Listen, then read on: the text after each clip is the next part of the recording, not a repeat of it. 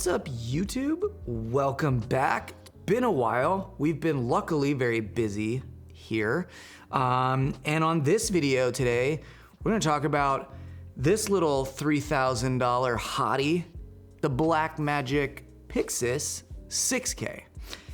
A camera that we are very excited about here. And we're just gonna dive in a little bit to the camera, performance, our thoughts, just kind of give you an overall opinion and overview of what we kind of have found so far with playing with this camera for the last couple weeks. So with that, let's dive right in. But first, if you haven't been to our channel, give us a like and a subscribe. We're always doing stuff related to cinema products and we love it here, doing what we do. And we always really enjoy sharing that with you guys. Okay, the Blackmagic Pyxis 6K. Blackmagic has done it. They have made the camera that we all want. It is a box shape with SDI. It's semi-modular, has a lot of stuff in it. Pyxis has been covered to almost over-covered at this point in terms of what it is and what it isn't. So we're just gonna do a quick, super fast overview of the camera. So, box shape, you've got some IO here, which is great for time code and SDI. You also have on the front a USB. Yeah, you got your USB here for either a viewfinder or the new touchscreen monitor that's coming.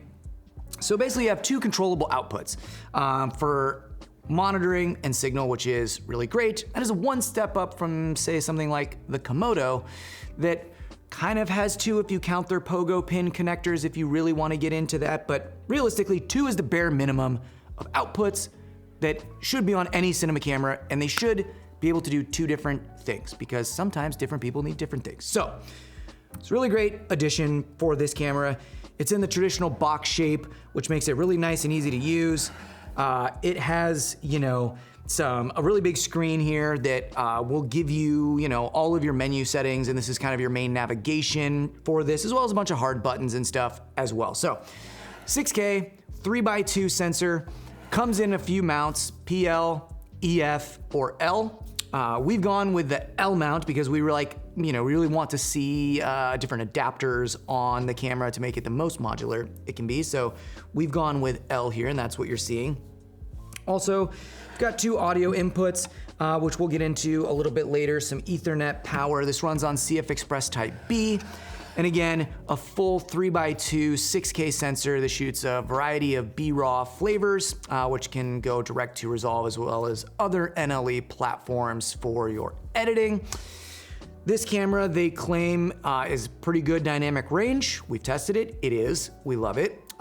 It is, if you shoot this at 800 ISO, you're getting close to 7 over, 7 under for middle gray. And to me, that's a pretty great start for a camera to deliver a pretty dynamic image. Now, the camera does have two base ISOs, 400 and 3200. And at those ISOs, they're not created equal. At 400 base, almost everywhere you go on the ISO band is gonna give you their claimed 13.5 stops of latitude. As you then jump into native 3200, as you go up and down from there, that distribution is gonna shift pretty substantially in terms of what you're actually getting from dynamic range. So that information is on Blackmagic's website. You can check that out, but if you're shooting with this camera, great to know as you jump around, it does affect things. So it is a very useful tool to have that information when you're planning and lighting for your shoots, because it's not just, there's a penalty for jumping back and forth. So should be known, that's why we're telling you. It's really nice of us, isn't it? Okay, that's the broad overview of the Pyxis. Now, the thing that's really cool about this camera is that it is all of that for $3,000. And it's a really good sensor with a lot of really good functionality for that price. And we have a lot of cameras here at our rental house. Here's one. 5 years ago, this is a $100,000 camera that shoots 4.5K, 3x2, open gate. And it's big. Even in its stripped down form, it's a big, chunky camera, even though it's called a mini. This is actually mini. And that is why this camera is great. $100,000, $3,000, my, how times have changed. Now, if you're somebody looking to buy a camera, this might be a great B cam to something like the Alexa Mini LF. If you already have a Mini LF and you're a shooter who's well established, this is really cool and small and nimble, and you can put it on things and rig it very easily, control it super easy with app control and all sorts of stuff. It's a great companion camera to other cameras, VENICE, VENICE 2, anything that's 3x2 open gate, this will match very, very well with. Now, if you are somebody who's like, look, I only shoot high-end cameras, I would say give this camera a chance. We're at that point in cinema equipment where if you are not looking at gear that might not be name brand, I think you might be missing out on some of the best parts of cinema from a capability standpoint, as well as efficiency and just overall expanding your workflow and seeing how different things do different things on set or in the image. This, just being a few years old and this being brand new, is really staggering to see how far we've come in such a short amount of time, especially when you start comparing the image and the feature set of both of these cameras, which is really cool. So speaking about that, we're just gonna jump in really quick to a couple quick tests. Now, we've covered the Blackmagic Cinema Camera 6K, which is this same sensor that's in this. Now, with new cooling and new electronics, comes maybe a slightly better performance on this sensor, even though it is the same sensor. But we've done benchmark testing against the Mini LF with the old sensor, and we're just gonna show you some of that right now while we're talking. We're doing some overexposure tests, maybe 5 stops and 7 stops. It's really crazy how well this sensor holds on to highlights and is recoverable and looks really surprisingly good. So good, in fact, that I would have no problem as a DP cutting these two things together or using them interchangeably, or really like, oh man, our Mini LF is down, or hey, we got a travel part in this thing, we need to be lightweight. Let's just tag in these cameras to shoot this. I think these are a really great pair. And honestly, I think this is a really great pair with the Venice as well. We did some testing and it took very little to get these cameras to look almost 100% like you couldn't tell the difference if you had to pick. It'd just be a guess, which is incredible that at this stage in filmmaking, we can do that for this price point. Now, getting past the image, which we've established in the past is great and still is, we're just gonna talk about some rolling shutter. Now, something like this, it's a little bit better rolling shutter performance, and you would expect that being so much more. Now, if you know that going in, there's things you would do on this camera that you would not do on this camera and vice versa.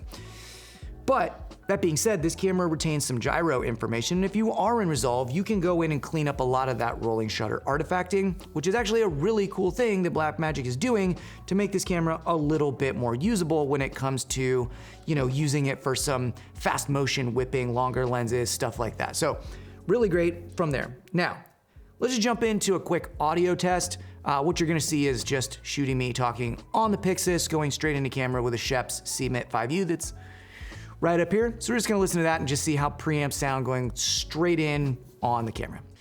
Yo, what's up? We're here, we're testing this Schoeps mic here. It's a CMIT 5U. It's just going straight into the Mini XLR on the Pyxis.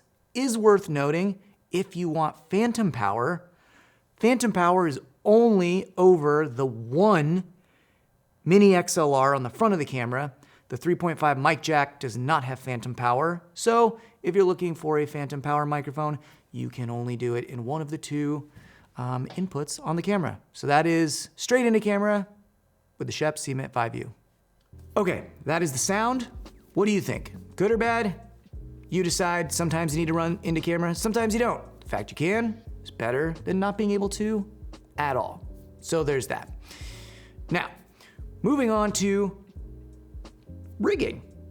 Cinema cameras oftentimes need to be rigged up to do multiple things. Focus motors, Teradeks, external monitors, like all sorts of random crap usually hangs off the camera. That's why moving to a larger form factor for this camera makes a lot of sense. For us, we've been incredibly big fans of what the people at Mid 49 are doing, Ryan and Elizabeth. They make just absolutely great products.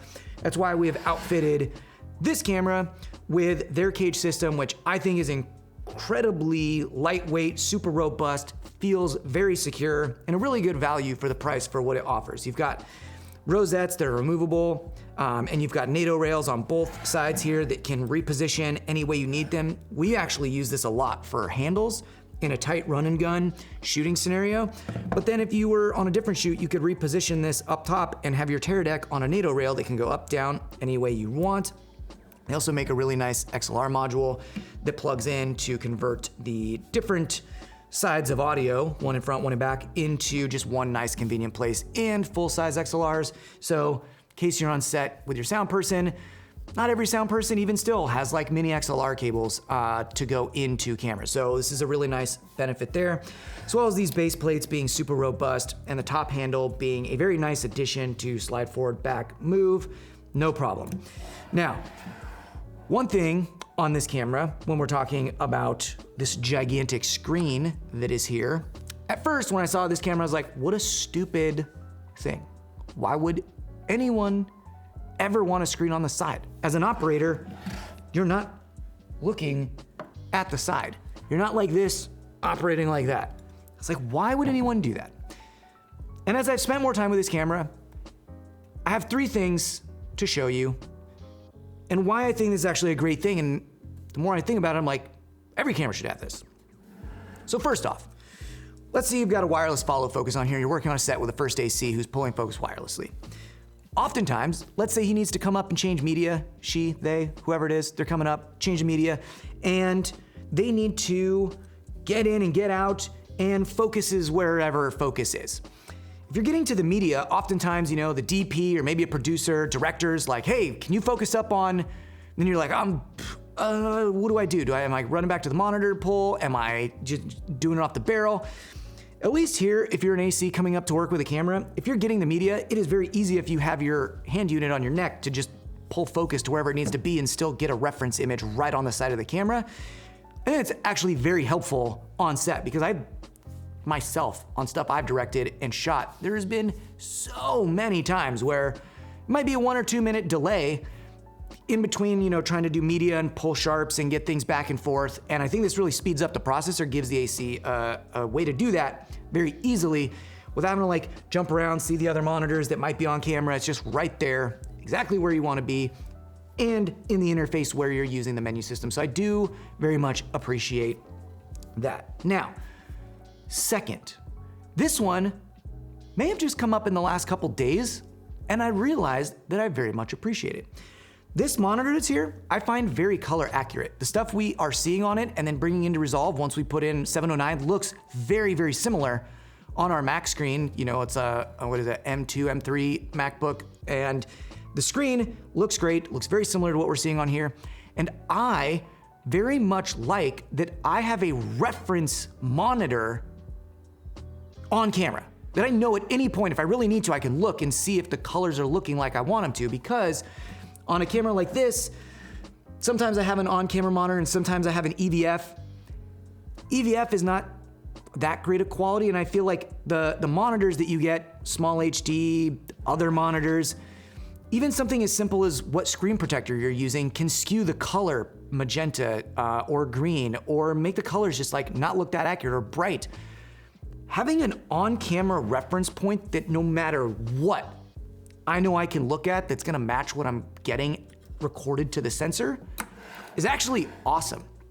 It's very simple to just take a peek and see what I'm seeing. If it's different than this, whatever. This at this point is just a reference monitor for framing. I don't care. As long as I know that something I'm looking at is accurate enough to be judged close by, I love that. I think it's a really, really great addition.